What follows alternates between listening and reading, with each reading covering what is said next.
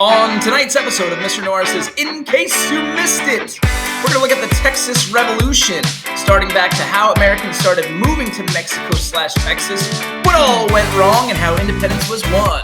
Remember the Alamo, everybody.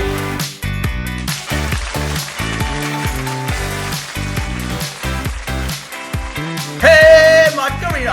Hey, hi, hello, and what is up, everybody? It's your host, Mr. Norris, the history teacher with the good hair. And yeah, interesting dance there, right? And tonight we're going to be talking about the Texas Revolution, continuing in our theme of manifest destiny. All right, let's get into it. Well, really, to understand the revolution of Texas and how that became actually its own independent country for a couple of years, we have to go back with how Mexico won its independence. In 1821, Mexico gained its independence from the Empire of Spain, or Hispania. That's right, I took 8 years of Spanish in school, and I can say things like España. That's what I got out of that. Okay. When Mexico gets its independence in 1821, it has a few problems going forward that obviously any country winning its independence would. But one thing is that it takes over a massive amount of land, including what is now Texas, New Mexico, Arizona, and even parts of California, and so on and so forth. We'll talk about that stuff later as we go forward. Now, when it takes over these huge chunks of lands, one problem that it has is that not a lot of Mexicans live in those lands.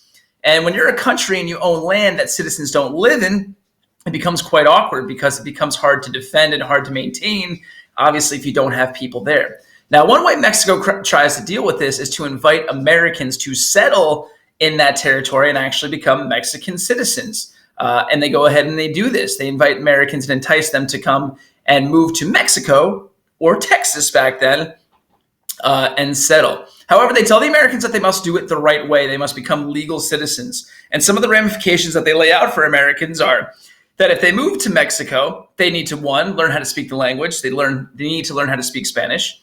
Two, they need to convert to Catholicism or become Catholic because that was the official religion of Mexico. Three, Mexico actually only after about 9 years of existence banned slavery in 1830. So they told Americans that they couldn't bring slaves with them, that was going to be not part of the deal here.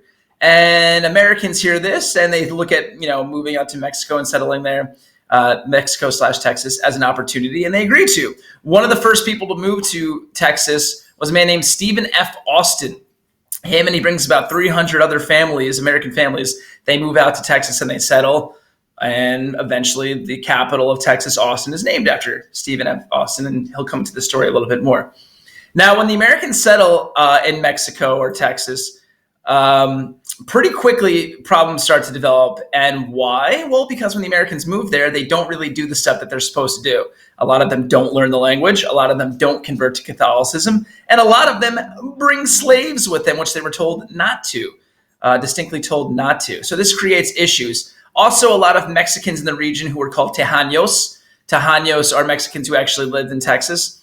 They kind of really didn't like that the Americans disrespected their culture they viewed when they came to live in Texas. They didn't adopt Mexican culture. It didn't mean much to them. And the Tejanos really, didn't like this. What the Mexican government decided to do was crack down on American migration. And actually, they started to ban Americans from settling in Texas. However, that didn't really work either. Americans actually started sneaking into Texas illegally to settle there. What's kind of interesting about this is in current times, you often hear that illegal immigration between the United States and Mexico comes from Mexico. People sneaking in from Mexico and settling in the United States. Well, back then in the 1830s, it was the exact opposite. Americans were the illegal immigrants. I know, mind blown. Thank you. My dog's just shaking in the background there. Americans were the illegal immigrants. They were the ones sneaking into Mexico. Now, these problems persist for a few years, and Stephen F. Austin decides to he becomes a big leader in Texas. He decides to go down to Mexico City and talk to their leader at the time, General/Dictator Antonio Lopez de Santa Anna, which, by the way, let's just pause there for a second and just reflect on the fact that that is the single greatest name ever in the history of names. General Antonio Lopez de Santa Anna. I would love to introduce myself and say that whole name out. Right now, my name's Kevin. Pretty boring, generic name. He gets to walk into a room and he's like, General Antonio Lopez de Santa Anna. I walk into a room and I'm like, hey, I'm Kev, right? Okay, sorry, I'm getting sidetracked here, right? Stephen F. Austin decides to meet with Santa Anna, and he says, look, let Texas remain a state of Mexico, but give us sovereignty. Let us decide things for ourselves. Let us kind of become an independent state. And Santa Anna says to him, no, or in Spanish, no. See the joke there. It's the same in both languages. He actually imprisons Stephen F. Austin for 2 years, and this kind of ignites the the Texas Revolution, if you will. Texicans begin to uprise and arm themselves and call for independence. Well, what Santa Anna does is he rallies his army of about 6,000 Mexican troops and marches into Texas to put down this rebellion in the 1830s, around 1835, 1836.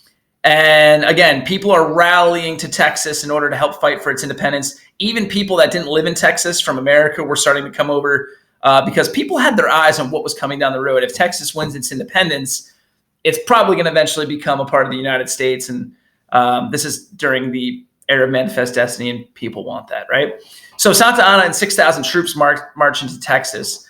And a lot of the Texas defenders hold up in an old Spanish mission called the Alamo. And there's about 180 defenders at the Alamo. And Santa Anna and a couple thousand troops march on the Alamo and actually lay siege to it for about 13 days. And 180 Texans are able to withstand them for about 13 days, which is pretty impressive. Now, what is the end result? Actually, let me just backtrack a second there. Some famous defenders. You got Davy Crockett, guy famous for the coonskin cap, other than the Mountaineer mascot. That's right. Shout out Stub V. March Madness coming up soon. You got Jim Bowie. You got William Travis. You got some very famous American frontiersmen at the Alamo. Now, they hold out for 13 days, 180 people against a couple of thousand. But eventually on the 13th day, the Alamo was raided. Santa Anna and his troops break through the defenses. They come inside and they kill basically everyone except for some women and children. What is the significance of the Alamo? As far as a tactical battle, nothing really. It doesn't really mean anything. However, it becomes a rallying cry for Texas independence, right? The story, the fable, the folklore of the Alamo spreads across the state, and people begin talking, hey, did you hear what the defenders did at the Alamo? Did you hear about the Alamo? Did you hear what they did? And in subsequent battles, people literally charge into battle screaming, remember the Alamo! Remember the Alamo! Right? It's a rallying cry for the rest of the state to really, fight a little bit harder, win their independence. Well, about a month later, Sam Houston and some militiamen from Texas catch up with Santa Anna at a place called San Jacinto, and they're able to capture him. And basically, that's when Texas wins its independence.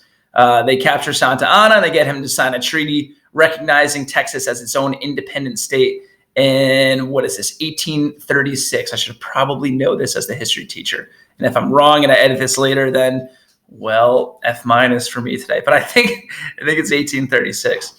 Now, for about 10 years, Texas is actually its own independent country. It is the Republic of Texas, or nicknamed the Lone Star Republic. And they kind of asked the United States right away, like, hey, annex us, add us to the country, please. We'd like to be a part of the United States.